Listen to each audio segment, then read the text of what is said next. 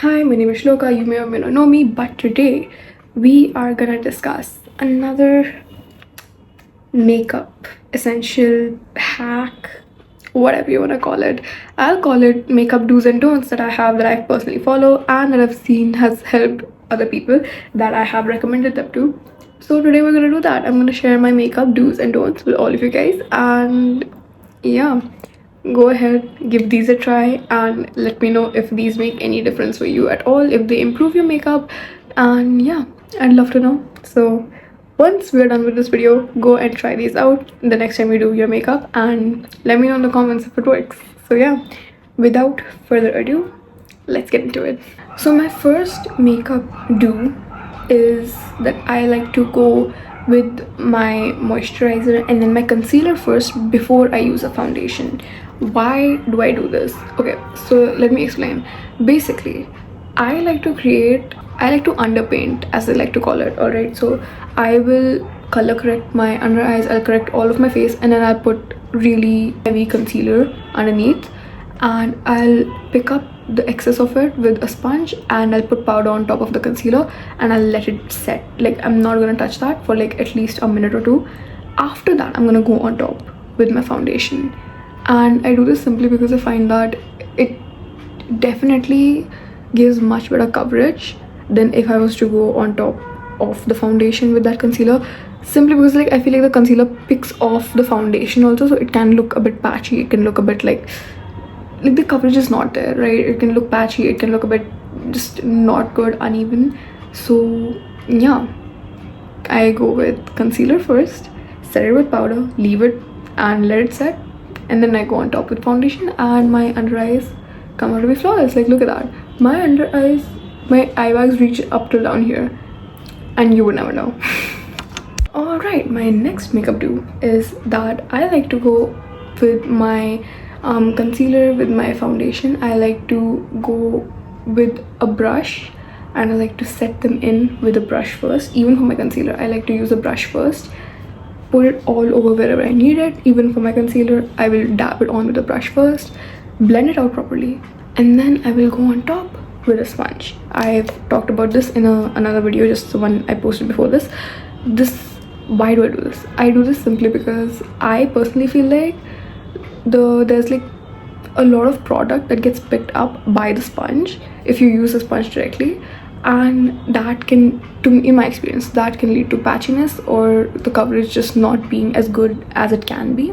So what I like to do, I like to use my brush and I like to go over, and then once I let it set for like 5 seconds or 10 seconds, uske baad I'm gonna go on top with like a sponge and I'm gonna tap everywhere. So like the streaks that come from a brush, personally I don't see any streaks coming from my brush because I have a good brush, but if there's any streaks that show up, I can just use a sponge and I can go on top of it and it'll like even out all the streaks, it'll even out everything so nicely, and it picks up any excess product as well. So then your base is so light, but also you're not sacrificing coverage with this.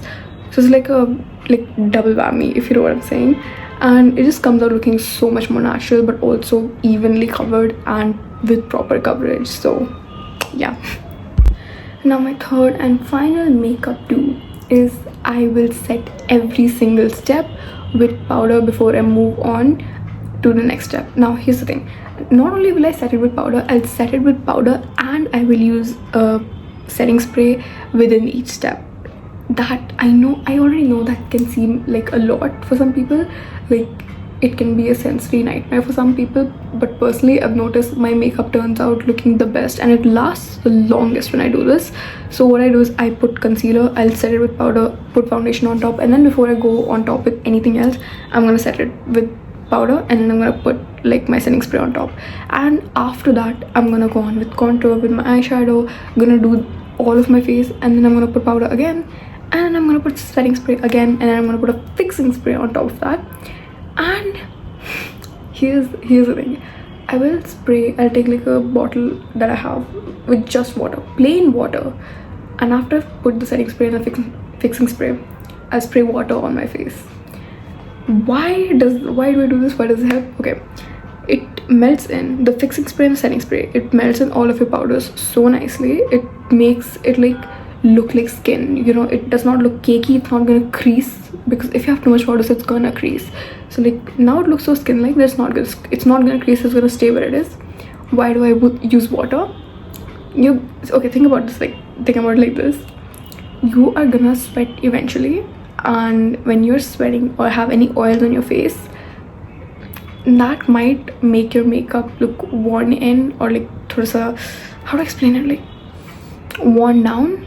And so when you put water, it just makes it feel like it already has that, you know, worn in sort of feeling, so it feels more natural. I don't know how to explain it, but like worn in makeup looks so much more natural.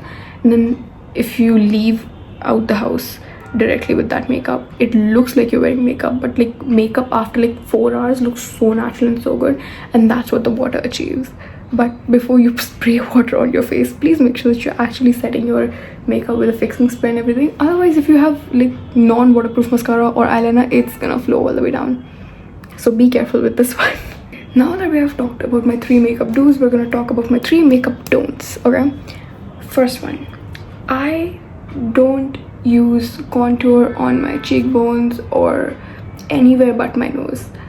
I don't have any specific reason for this, except the fact that I just feel like I don't like it and I don't need it. I have so much hair that if I just tucked it out of my ears, that's just natural contouring right there. And also I feel like if you don't have the right sort of contour, it can make you look muddy. So personal opinion, but I just don't like to contour any of this. I don't think it's needed, simply, like that's just it. My second makeup don't is, I don't think you need an eyeshadow palette, a lipstick, and then a blush. I feel like if you have an eyeshadow palette, you don't need a blush, and if you have a lipstick, you also don't need a blush. Why? Because I feel like blush is such a jugadu thing. Like, you really don't need to buy blush separately. That's just capitalistic. That's what I think personally. I don't think there's any point in purchasing blush separately when you can literally just pick off a pigment from your eyeshadow palette and use that as your blush, or you can use a lipstick as a blush, and it'll go so much better with your makeup. Like, it'll match so much better. Like, there's really no need to be purchasing blush separately. That's just one of my biggest makeup don'ts. Don't buy blush separately.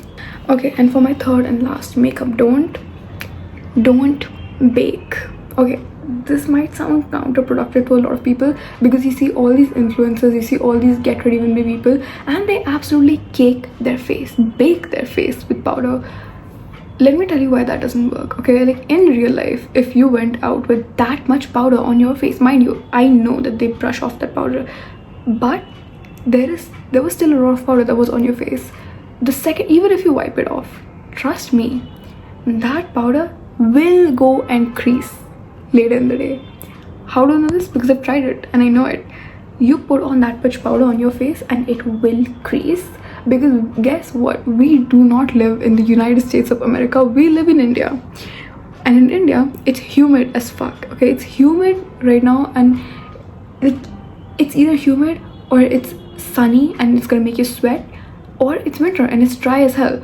And in either of these conditions, that is gonna crack, crease, and cake. It's not gonna look good. It's not gonna look good, I'm telling you.